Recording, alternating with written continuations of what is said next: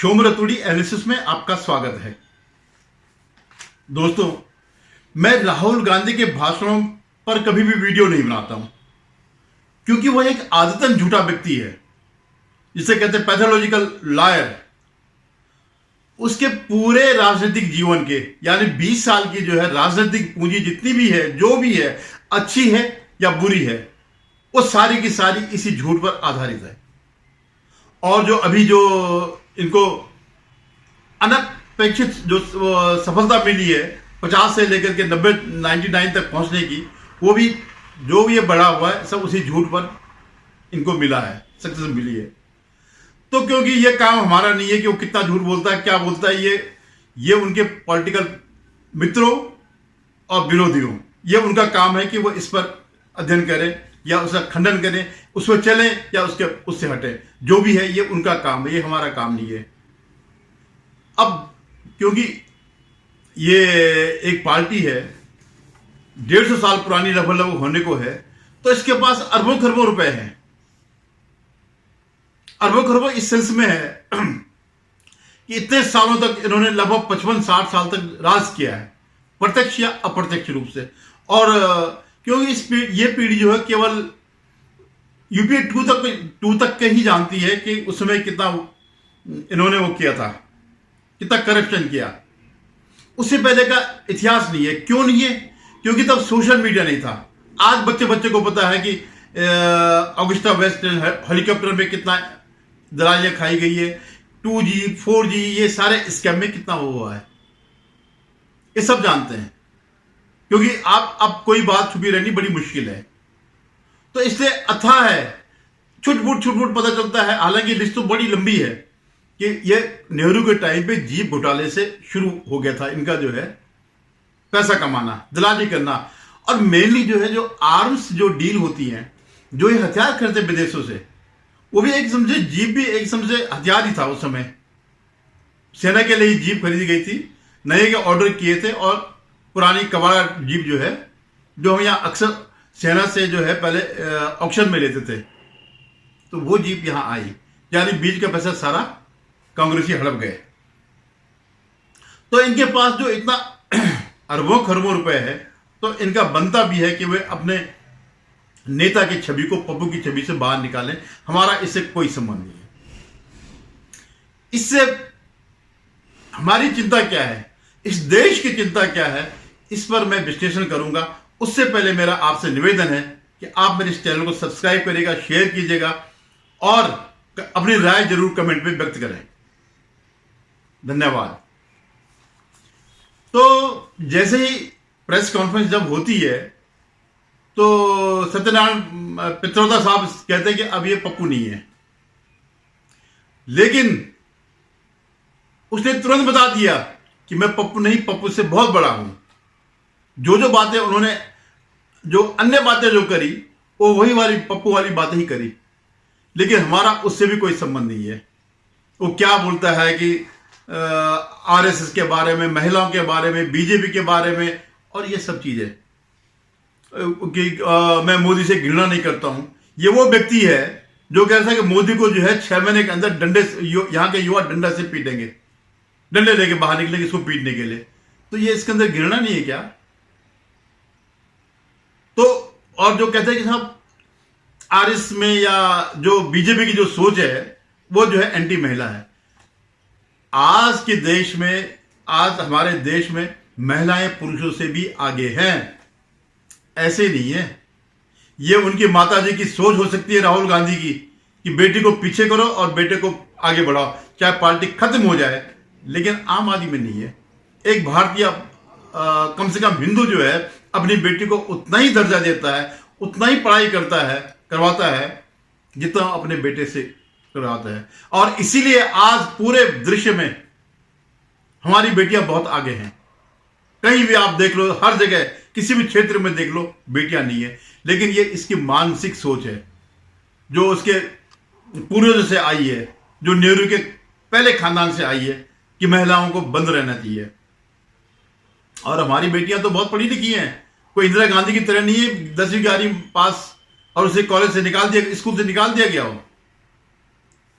तो चलिए ये भी ये वो रोज रोज बोलता है कि सावरकर ऐसा था, सावरकर वैसा था, आरएसएस ऐसा है, बोलते रहे जो भी है। लेकिन मेरी चिंता का जो विषय है वो ये है कि वो पप्पू भले ही है, लेकिन इस दौरे में जो उसका रुख दिखा, जो उसका आइडिया दिखा, जो उसके मानसिकता दिखी, वो एक देशद्रोही वाली है। आप ये देखिए वो सिखों को क्या कहता है। इसके पिता के राज में नरसंहार हुआ था सिखों का, पूरे देश में सिख मारे गए थे, दिल्ली के अलावा। दिल्ली तो खैर इनका क्षेत्र ही था। और आज कई लोग बता रहे हैं, हमने खुद देखा है कि एक वक्त ऐसा आ गया था 1984 के बाद कि सिखों ने जो है अपने बाल कटवाने शुरू कर थे, दाढ़ियां हटानी शुरू कर दी थी। आप ये सोचिए, जो उनके लिए सबसे प्रिय है वो उन्होंने इस डर के मारे जो है कटवा दिए थे बाल। और तब जाकर के मैंने जो देखा है 90 के बाद, 91 92, उसके बाद सिखों ने फिर अपने केश रखने शुरू कर दिए, कड़ा भी, और जो भी उनके दाढ़ी का वो सब रखना जो है तो उसके बाद शुरू किया।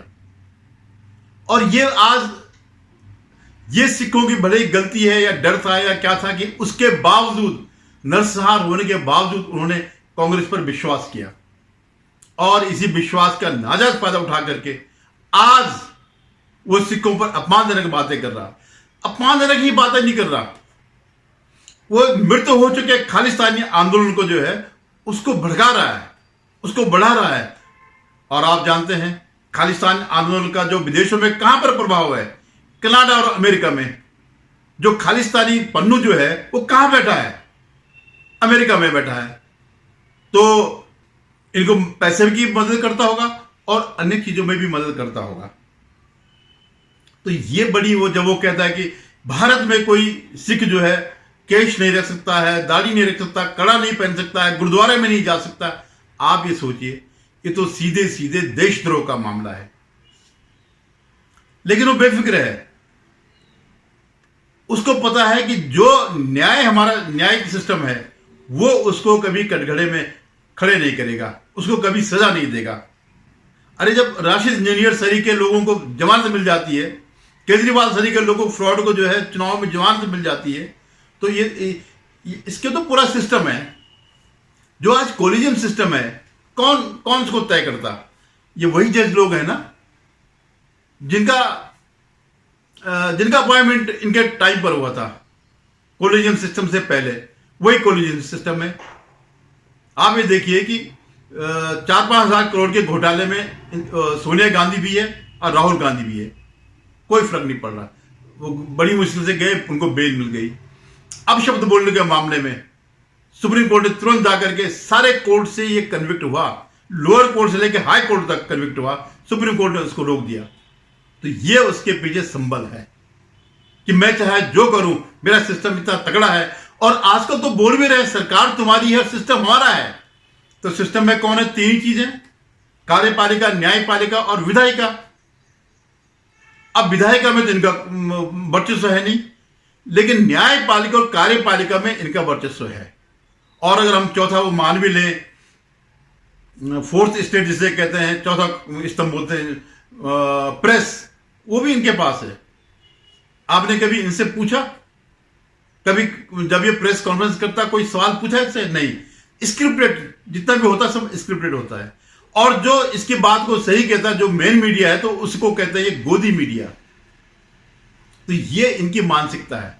आप ये सोचिए कि खाली हमारे देश में 99.9% जो है कोई भी खालिस्तान समर्थक नहीं है, लेकिन यह शख्स जो है उस बारे में उसको अब उस आंदोलन को भड़का रहा है। क्या दुर्दिन थे उस समय जब ये सब हुआ था। अगर आप लोगों ने ध्यान दिया होगा कि जब ये किसान आंदोलन के नाम पर जो कुछ भी हुआ, उसके पीछे वही खालिस्तानी लोग थे और उनका समर्थन, ये भी उनका समर्थन करता था। तो ये लिंक इसका खालिस्तान के साथ जो था वो साफ दिखाई दे रहा है। और वो सत्ता पाने के लिए किसी भी हद तक जा सकता है, देश तोड़ने तक के लिए जा सकता है। ये इसकी मानसिकता है। तो क्यों भड़का रहा है ये? इनके पास कोई जवाब नहीं है कि क्या वहां, क्या सचमुच, आप दिल से पूछिए, अपने अपने दिल से पूछिए, क्या किसी भी धर्म वाले को अपने यहां जाने से मनाही हो रही है क्या भारत में? चाहे गुरुद्वारा हो, मस्जिद हो, मंदिर हो, या जो पारसियों के अपने वो हो, या बौद्धों के स्थल हो, क्या किसी पर मनाही है कहीं? लेकिन ये ऐसा क्यों करता है? क्योंकि इसके अंदर भारत को तोड़ने के गुण हैं जो समय समय पर दिखाई देते हैं। आपको याद होगा कि साउथ के चुनाव में जाकर के ये उत्तर भारतीयों की बुराई करता है।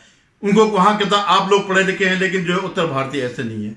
अब जब उत्तर में इनको 2 सीट पे जीत मिल गई, दोनों की दोनों, रायबरेली, अमेठी, तब वो कह रहे कि हाँ आप लोग बड़े भावुक है। तो ये इसका एक एजेंडा हमेशा रहा भारत को तोड़ने का, और ये इस समय स्पष्ट खुल करके आ गया है। दूसरा जो है चीन का एजेंडा लेकर के, क्योंकि उसकी मजबूरी है। उसको जो एमओयू किया, एमओयू जो चीन के साथ हुआ है, उसमें ये सब चीजें हैं कि पैसा तभी मिलेगा जब तुम हमारे एजेंडे को सामने रखोगे। आपको याद होगा डोकलाम में रात को गए थे ये सूचना देने के लिए, जब डोकलाम में भारत चीन वो था, कैलाश मानसरोवर में गया था। और आप ये देखिए कि हमारी सेना को किस तरह से ये वो करता है, अपमानित करता है, जब वो कह रहा था कि चीनी जो है भारतीय सैनिकों को पीट रहे हैं। कभी आपने किसी फौजी से सुना है? उल्टे भारतीयों ने जो है उनको पीटा था, जब वो लेक में, लद्दाख के वाले मामले में। अब अकेले जो है उन्होंने हाथों के बल पर जो है उनकी गर्दनें तोड़ करके नदी में फेंक दिए थे, जिसको आज तक जिसके आंकड़े चीन ने नहीं छुपाए। लेकिन इसे चीन का एजेंडा चलाना है। ये सब चीजें अब खुल करके सामने आ रहे, बिल्कुल खुल करके कह रहे कि चीन में बेरोजगारी कुछ नहीं है, जबकि वो आंकड़े नहीं दे रहा। ये आप सब लोगों को पता है। कोरोना के बाद चीन की हालत बहुत बुरी है, और कोरोना के बाद भारत ने बहुत बड़ी प्रगति करी है। ये पूरा विश्व इस बात को मानता है। जो भारत की अर्थव्यवस्था है, जिस तेजी से अर्थव्यवस्था बढ़ रही है, उस तेजी से दुनिया में कोई भी नहीं है। 6 से 7 के बीच जो है लगातार चल रही है। बड़ी बड़ी अर्थव्यवस्थाएं ढह रही हैं। तो जो भारत की अर्थव्यवस्था जो बढ़ रही है, किसके कीमत पर? चीन के कीमत पर।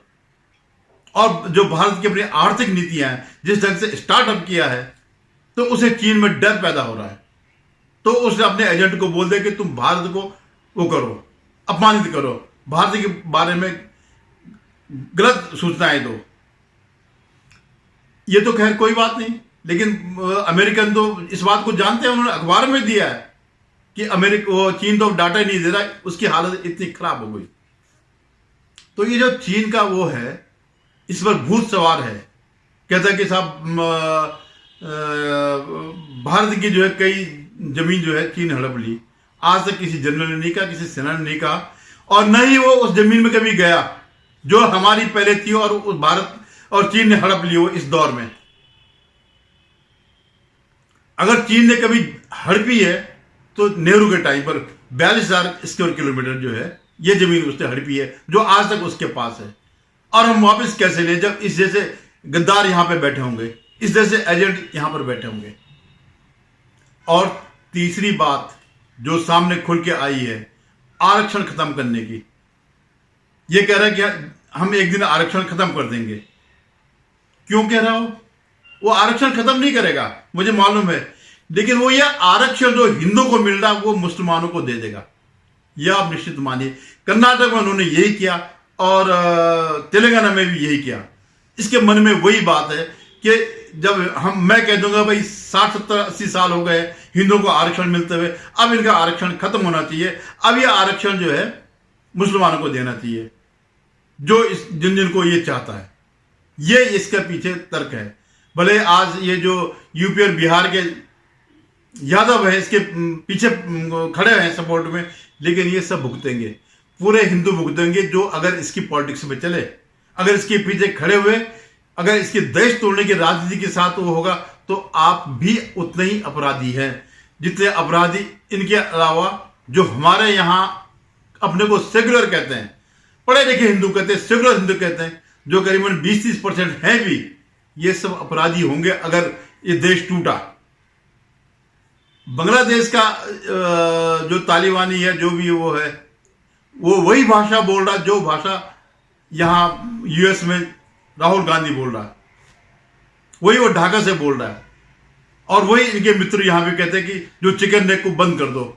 वही जो सर्जिल इमाम और जो भी ये लोग थे जो जेलों में बंद पड़े, जिनके लिए प्रशांत भूषण के मन में हमेशा वो आता है, या इस लेफ्ट लिबरल गैंग के मन में हमेशा एक दया उभरती कि अरे इतने दिन हो गए, इतने साल हो गए, उनको जमानत नहीं मिल रही है। तो ये भी, इसका भी वही उद्देश्य है जो उद्देश्य उसका है, जो वो कह रहा है कि वेस्ट बंगाल को जो है स्वतंत्र घोषित कर दो, पंजाब को स्वतंत्र घोषित कर दो, खालिस्तान अलग बना दो।